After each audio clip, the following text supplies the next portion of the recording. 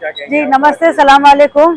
आज जैसे हम आप जानते हैं कि आज एक डेमोक्रेसी में एक फेस्टिवल का दिन है, तो हमने सारे लोग जाकर वोट किया है आज।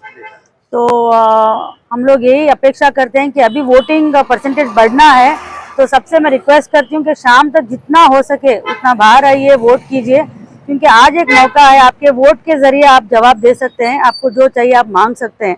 तो सारे औरतों को भी मैं बोलना चाहती हूँ, धूप है जानते हैं, लेकिन बाहर आइए और वोट कीजिए। और फर्स्ट टाइम वोटर्स को हम आपके जरिए बोलना चाहते हैं कि जब तक वो बीप का साउंड ना आए, थोड़ा वो लॉन्ग प्रेस कर पकड़िए, क्योंकि फर्स्ट टाइमर्स जानते नहीं है कि उधर क्या प्रोसीजर है। तो again it's a very happy moment. फिर भी हम देख रहे हैं कि बहुत लोग बाहर आ रहे हैं, लेकिन और भी आना है बोलकर मैं रिक्वेस्ट करती हूँ। अभी 3 बज रहे हैं, 6 बजे तक अभी टाइम बाकी है जी, तो आप अरेंजमेंट्स को लेकर कुछ आपको सजेशन करेंगे? जी अरेंजमेंट्स का मैंने देखा है, सीनियर सिटीजन को if they would have made एक सेपरेट वोटिंग का एक क्यू या कुछ ऐसा बहुत अच्छा होता था। एंड प्रेग्नेंट लेडीज के लिए, लैक्टेटिंग मदर्स जो फीड कर रहे हैं, इनके लिए कुछ सहूलतें होना चाहिए था बोलकर मेरा एक सजेशन है। एंड क्योंकि धूप बहुत है, and better than last time I feel, थोड़ा सेग्रीगेट हुआ है क्राउड, लेकिन अगर एकदम जमा हो गया तो फिर मुश्किल होगा। मैडम, क्या साउथ से इस बार तब्दीली आएगी जी इंडिया में? हाँ होने जा रहा है, जी, साउथ से कुछ चेंजेस आने वाले हैं? जो भी मेजर चेंजेस होगा साउथ से ही होगा, ये मेरा मानना है। क्योंकि देखिए, इधर आप जानते हैं कि जो जेडीएस है ये जाकर बीजेपी से अलायंस कर चुकी है, तो जो दूसरे पार्टीज है हमारे जैसे दूसरे आम आदमी पार्टी और दूसरे पार्टीज है, we didn't want to divide the votes, तो हम लोग कांग्रेस को सपोर्ट किए हैं। बदलाव आने के लिए south will play a major role. आपके पिताजी और उन्होंने क्या हाँ जी, मेरे पिताजी और मदर दोनों, उन्होंने भी आकर वोट किए। They are also senior citizen, but फिर भी एक हासिल फ्री था, क्योंकि वो टाइम नमाज का टाइम था, थोड़ा रश कम था। But I can see lot of wheel chair में भी एल्डर्स आर कमिंग, आकर वोट कर रहे हैं। तो लेकिन उनको एक अदर बेटर फैसिलिटी देना चाहिए बोलकर मैं गवर्नमेंट से रिक्वेस्ट करती हूँ। मैडम, इस पर आम आदमी पार्टी ने गली गली पहुँच कर लोगों को समझाने की कोशिश की थी, क्या वो आपका समझाना कुछ रंग ला रहा है? जी डेफिनेटली, क्योंकि आप जैसे देख सकते हैं वोटिंग परसेंटेज बढ़ी है। आई मीन जो यंगस्टर्स हैं, I can see lot of youngsters and youth भी बाहर आ रहे हैं। और हमारी टीम भी, लाइक आप जानते हैं, हम लोग भी गली गली गए। सी, वोट करना वो उनका पर्सनल चॉइस है, इट इज उनके आइडियोलॉजीज पर जाते हैं। हम समझा सकते हैं कि ये बेटरमेंट के लिए करिए, लेकिन जब वो आकर बाहर वोट करना है, दैट्स वेरी इंपॉर्टेंट। किसी को भी वोट कीजिए, लेकिन वोट कीजिए। बट जब वोट का आपको डिसीजन लेना पड़ेगा, तो हम लोग समझाएं कि कौन सा बेटर है, बट वोट कीजिए बोलकर हम लोग रिक्वेस्ट करें। वैलेंटरी तौर पर कल तक मैंने देखा कि कुछ लोग सामने आ रहे हैं, ऐसा नहीं है कि अवेयरनेस पहले तरह नहीं है अभी, और लोग वैलेंटरी तौर पर सामने आ रहे हैं, ये एक अच्छी बात है मैडम। जी डेफिनेटली, क्योंकि आज सुबह मैं आपका एक वीडियो भी देखी, तनवीर सेठ सर भी बोल रहे थे कि जो जिम्मेदार हैं मस्जिद के एंड लोग हैं, उलेमा लोग हैं, वो भी बाहर आकर सबको समझाए, and they had rallies also, मैं देखी हूँ।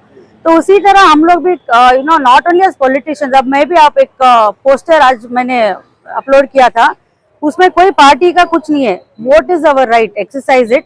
धर्मश्री BA LLB, मैं एज ए लॉयर सबको अपील कर रही हूँ कि ये कॉन्स्टिट्यूशनल राइट है, तो इसको एक्सरसाइज कीजिए।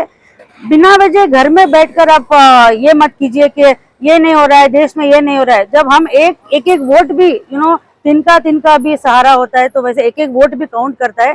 तो वैसा मैंने एक अवेयरनेस हम सारे लोग मिलकर क्रिएट करें। एक बात देखी जा रही है कि मैनिफेस्टो को लेकर बहुत ज्यादा उबाल मच रहा है। तो हमारे प्राइम मिनिस्टर और अमित शाह जी बहुत ही ज्यादा ये एक तरह से कह रहे हैं कि ये मैनिफेस्टो एकदम बेकार है, लोगों को गुमराह किया जा रहा है। तो आपकी नज़र में मैनिफेस्टो क्या है? जी, आप जैसे जानते हैं, पिछले 10 साल से उनके नज़र में, अगर आप डिवाइड एंड रूल पॉलिसी करते हैं, पॉलिटिक्स अगर आप इस पर जात पर करते हैं, हिंदू मुसलमान पर करते हैं, मंदिर मस्जिद पर करते हैं, तो पॉलिसी और मैनिफेस्टो बहुत अच्छी होती है उनके हिसाब से। लेकिन जब डेवलपमेंट का बात आता है, यूथ को काम देने का बात आता है, औरतों के सिक्योरिटी का बात आता है, तो वो सब उनको बेकार ही लगता है। तो आपको पता है, तो वो लोग इसमें मानते नहीं है। तो क्योंकि वो लोग मानते नहीं है, हम लोग अपोजिशन में हैं, हम ये सबको मानते हैं बोलकर। क्या आने वाले दिनों में इंडिया अलायंस कुछ कर पाएगा, या क्या उम्मीद क्या लगा रहे मैडम? जी देखिए, 100% हमारे को विश्वास है कि ये जो इंडिया अलायंस एक गठबंधन बंधा है, जरूर एक बदलाव लाएगा इंडिया में। पावर में आना नहीं, वो दूसरी बात, वंस काउंटिंग होगा समझ में आएगा। पूरे होप्स हैं, नहीं तो भी अगर कुछ हो नहीं हुआ तो भी एक बहुत स्ट्रांग अपोजिशन बैठेगा, क्योंकि आज तक इनका तानाशाही जो है एक पहाड़ पर चला गया था कि कोई मुझे पूछ नहीं सकता, कोई हिला नहीं सकता, एक डिक्टेटरशिप रूल हो गया था। अभी उसका नहीं है। अभी आप जानते हैं जैसे हमारे लीडर श्री अरविंद केजरीवाल आवाज उठाने पर जेल भेज दिए हैं। ठीक है, ईडी, सीबीआई, आईटी सबको रखिए, लेकिन आवाज हम लोग उठाना बंद नहीं करेंगे। ना कि सिर्फ टॉप लीडर्स बल्कि जो यंगर लीडर्स हैं और हमारे एमएलए लेवल के लीडर्स हैं या कॉर्पोरेट लेवल के लीडर्स हैं, हम सारे लोग आवाज जरूर उठाएंगे, पब्लिक के लिए जरूर ठहरेंगे। तो आखिरी सवाल ये है कि 400 पार का जो नारा था वो क्या फिट बैठेगा? 400 पार बहुत दूर की बात है, वो सपना देख रहे हैं। बहुत खुशी की बात है, सपना देखना हर किसी का हक है। मुझे भी लगता है कि मैं प्राइम मिनिस्टर बनूंगी इंदिरा गांधी के जैसा, तो वो कोई बुरी बात नहीं है, लेकिन 400 पार वो हो नहीं सकते, क्योंकि लॉजिकली अगर आप देखेंगे तो आप जानते हैं कि अगर सारे जो उनके प्रेजेंट सीट्स है उसको लेकर एनडीए लेकर भी चलेंगे तो वो 300 भी क्रॉस नहीं कर पाएंगे। तो इस वजह से वो 400 पार तो बिल्कुल नहीं होंगे, बल्कि मेरा एक मानना है। Thank you. Thank you.